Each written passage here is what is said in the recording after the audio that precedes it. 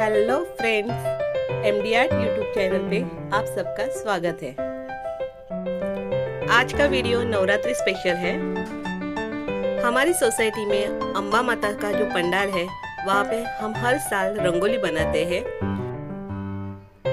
आज की ये रंगोली माता रानी के सामने ही डाली है, वहीं पे ये शूटिंग किया है। इसलिए ये रंगोली का वीडियो सिर्फ मेरा ही नहीं तो हमारी टीम वर्क है। संस्कार भारती की ये रंगोली बहुत ही इजी है, आसान है। अगर किसी को सीखनी है तो वो देख के भी सीख सकते हैं।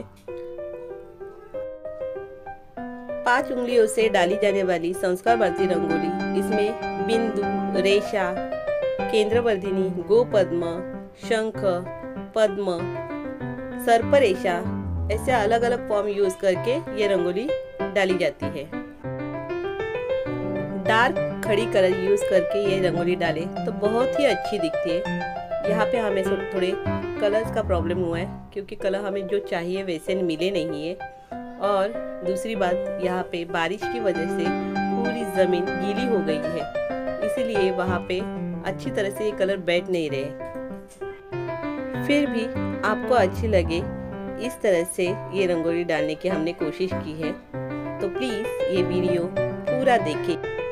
जितना हो सके आपसे उतना शेयर करें।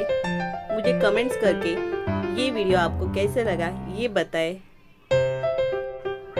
और आने वाले अच्छे वीडियो देखने के लिए प्लीज चैनल को सब्सक्राइब करें। Thank you so much.